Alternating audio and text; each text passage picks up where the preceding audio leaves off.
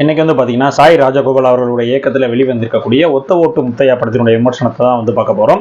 ஒத்த ஓட்டு முத்தையா இந்த படத்தினுடைய உண்மையில ஸ்டோரி என்ன அப்படின்னு வந்து பார்த்தீங்கன்னா, கவுண்டமணி அவர்கள் வந்து ஒரு எலெக்ஷனில் நிற்கிறாரு, ஒரு ஓட்டு வித்தியாசத்தில் வந்து தோத்துறாரு. திரும்ப ஒரு பை எலெக்ஷனில் தனியாக வந்து சுயேட்சையாக அவரே வந்து கட்சி ஆரம்பிச்சு அதில் ஜெயிச்சாரா இல்லையா அப்படின்றதான் ஒரு ட்ராக் கதை.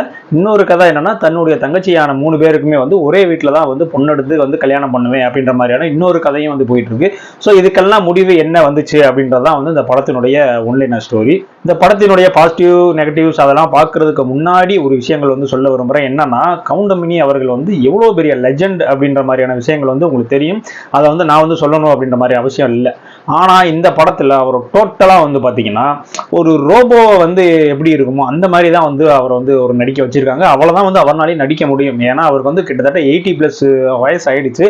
ஸோ அவரை வந்து கூப்பிட்டு வந்து வாலண்டரியாக வந்து ஒரு படம் நடிங்கன்னு சொல்லி நடிக்க வச்சு அவர் கிட்டத்தட்ட ஒரு பெரிய ஒரு கூத்தே பண்ணி வச்சிருக்காங்க. இந்த படத்தில் எனக்கு தெரிஞ்சு பாசிட்டிவாக என்ன இருக்குது அப்படின்னு பார்த்தீங்கன்னா, பாசிட்டிவாக கவுண்டமணி சார் வந்து பாசிட்டிவ் நடிச்சிருக்காரு. அவ்வளோதான் இந்த படத்தில் பாசிட்டிவ். வேற ஏதாவது படத்தில் பாசிட்டிவாக சொல்லுங்க அப்படின்னா எனக்கு தெரிஞ்ச படத்தில் பாசிட்டிவே இல்லை. படம் ஃபுல்லாகவே வந்து நெகட்டிவ் தான் இருக்குது. இத்தனைக்கும் வந்து பார்த்தீங்கன்னா, இது வந்து ஒரு அரசியல் அண்டு ஒரு சென்டிமெண்ட்டான ஒரு படம் அப்படின்ற மாதிரி தான் வந்து ட்ரெய்லர்லேயே வந்து நம்மளுக்கு வந்து தெரிஞ்சிச்சு. ஒத்த ஓட்டு முத்தை அப்படின்னோடனே படம் ஃபுல்லாக வந்து ஒரு மண்டேலா படம் ரேஞ்சுக்கு வந்து ஒரு அரசியல் சட்டையராக இருக்கும் அப்படின்னு நினச்சி போனால், ஆக்சுவலாக வந்து அந்த படம் வந்து அப்படி கிடையவே கிடையாது. டோட்டலாக வந்து பார்த்தீங்கன்னா, தங்கச்சிக்கு கல்யாணம் பண்ணணும், அவங்க 3 பேருக்கு ஒரே வீட்டில் தான் வந்து பொண்ணு எடுத்து மாப்பிள்ளை எடுக்கணும் அப்படின்ற மாதிரியான ஒரு ட்ராக்லேயே வந்து ஸ்டோரி வந்து போயிட்டு இருக்கு. அரசியல் ரீதியாக வந்து படம் போயிருக்காங்களா இல்லையா அப்படின்னு பார்த்தா, அரசியல் ரீதியாக சில டச்சஸ்லாம் இருக்கு.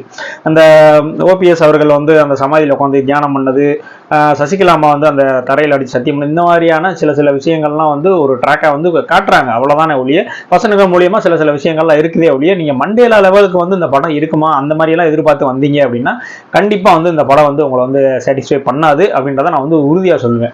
இத்தனைக்கு இது வந்து ஒரு நகைச்சுவையாக தான் அந்த படத்தையே வந்து ஒரு நகைச்சுவையாக கொண்டு போகணும் அப்படின்னு தான் ட்ரை பண்ணியிருக்காங்க. இத்தனைக்கு கவுண்டமணி சார் இருக்காரு, யோகி பாபு சார் இருக்காரு, மொட்டை ராஜேந்திரன் இந்த மாதிரி எல்லாருமே வந்து இருக்காங்க. இருந்துமே வந்து படம் வந்து அந்த அளவுக்கு வந்து ஒரு காமெடி எங்கேயுமே வந்து கிளிக் ஆகல அப்படின்னா எனக்கு தெரிஞ்சு ரைட்டிங்கில் அவங்க வந்து காமெடியை வந்து சரியாக கொண்டு வரல அப்படின்ற மாதிரி தான் தோணுச்சு. ஏன்னா இவங்கெல்லாம் வச்சு கூட காமெடி கொண்டு வர முடியலன்னா என்ன அர்த்தம்? அவங்களுடைய ரைட்டிங் அவ்வளோதான் இருக்குது, அந்த நரேஷன் அவ்வளோதான் இருக்குது, அதில் இருக்கிறபடி தான் நம்ம ஆக்ட் பண்ணி ஆகணும். ஸோ அந்த விதத்தில் வந்து டைரக்டர் வந்து டோட்டலாக வந்து சொதப்பிட்டாப்ல அப்படின்னு தான் வந்து நான் வந்து சொல்லுவேன். ஏன்னா ஆக்சுவலாக வந்து படம் எதிர்பார்த்து வந்தவங்களுக்கு வந்து மிகப்பெரிய அதிர்ச்சி. ஏன்னா அவங்க வந்து எதிர்பார்த்தது வந்து ஒரு காமெடியான ஒரு பொலிட்டிக்கலான ஒரு படத்தை வந்து எதிர்பார்த்து வந்து லாஸ்ட்ல வந்து என்னடா படம் இது, எப்படா முடியும், எப்படா எங்களை வெளியே அனுப்புவீங்கன்ற அளவுக்கு வந்து தோண வச்சிட்டாங்க. அந்த அளவுக்கு வந்து ஒரு காட்சியும் சரி, ஒரு சீன் எதுவுமே வந்து ஸ்டேஜிங் பண்ணலேருந்து பேக்ரவுண்ட் மியூசிக்லேருந்து எதுவுமே வந்து ஒரு எப்படி சொல்றது, ஒரு சினிமா தரத்திலே கிடையாது. ஒரு நாடகம் பார்த்தா எப்படி இருக்கும், ஒரு டிவியில் வந்து ஒரு கலைஞர் டிவியோ சன் டிவியோ எல்லாம் வந்து ஒரு சீரியல் ஓடினா எப்படி இருக்கும், அந்த சீரியல் மாதிரி தான் வந்து இந்த படம் ஓடிட்டு இருக்கு. எனக்கு தெரிஞ்ச பக்கத்து சீட்லலாம் வந்து பார்த்தீங்கன்னா எல்லாமே தூங்கிட்டாங்க. ஸோ அந்த அளவுக்கு வந்து படம் வந்து ரொம்பவுமே வந்து படம் வந்து மொக்கையாக தான் இருக்கு. ஒரே ஒரு ப்ளஸ் என்னன்னா, கவுண்டமணி சார் வந்து இந்த படத்தில் வந்து ஆக்ட் பண்ணியிருக்காரு. எனக்கு தெரிஞ்சு 80 வயசுக்கு அப்புறம் வந்து ஹீரோ ஆக்ட் பண்ணுற ஒரு நடிகர் வந்து இவராக தான் இருப்பார். ஸோ அந்த வகையில் கவுண்டமணி சார் ஃபேன்ஸாக இருந்தீங்க அப்படின்னா கண்டிப்பாக வந்து இந்த படத்தை போய் வந்து ஒரு தடவை வந்து பார்த்துட்டு வந்துடலாம். ஏன்னா கதைக்களத்திலே வந்து பார்த்தீங்கன்னா கவுண்டமணி சாருடைய அந்த தங்கைகளுக்கு வந்து 3 பேருக்கும் திருமணம், தங்கைகள்னு சொல்றது போல கவுண்டமணி சாருக்கே வந்து ஒரு ஒய்ஃப் மாதிரி வச்சு அவங்களுக்கு வந்து மகள் இருக்காங்க. அந்த மகளுக்கு வந்து நான் அப்படி பார்க்குறேன்னு சொல்லியிருந்தா கூட ஓரளவுக்கு வந்து மேட்ச் ஆகிருந்திருக்கும். ஸோ வந்து டோட்டலாக வந்து கதைக்கும் சரி ஆடியன்ஸுக்கும் சரி எந்த அளவுக்குமே வந்து ஒரு இன்ட்ராக்ஷன் வந்து கிடைக்கவே இல்லை. எனக்கு தெரிஞ்சு இந்த படம் பார்க்குறது அப்படின்றது இது உங்கள் கோல் தான். நான் வந்து காசு 200 சும்மா வச்சிருக்கேன், கீழே போட்டால் கூட எனக்கு வந்து ஒன்றும் பிரச்சனை இல்லைப்பா அப்படின்னா தாராளமாக நீங்கள் போய் அந்த 200 கொடுத்து இந்த படத்தை இந்த காவியத்தை வந்து நீங்கள் போய் பார்த்துட்டு வரலாம்.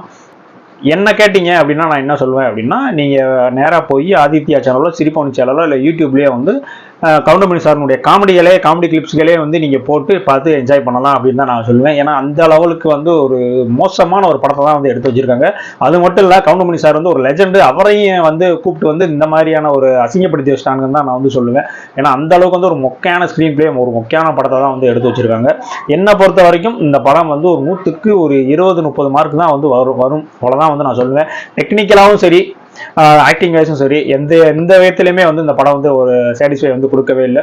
யோகி பாபுடைய கவுண்டர்ஸ் வந்து அங்கங்கே ஏதோ ஒரு 10 கவுண்டர் போடுறாரு அப்படின்னா ஒரு 2 கவுண்டர் வந்து எடுபடுது, அவ்வளோதான். கவுண்டமணி சாருடைய அந்த கவுண்டரே வந்து பார்த்தீங்கன்னா நம்ம 80s 90sலாம் பார்த்த அந்த கவுண்டமணி சாரா அப்படின்னா இது கொஞ்சம் டவுட்டு தான். ஏன்னா இப்போ உள்ள ட்ரெண்டுக்கு அந்த காமெடி வந்து கரெக்டாக வந்து செட் ஆகல.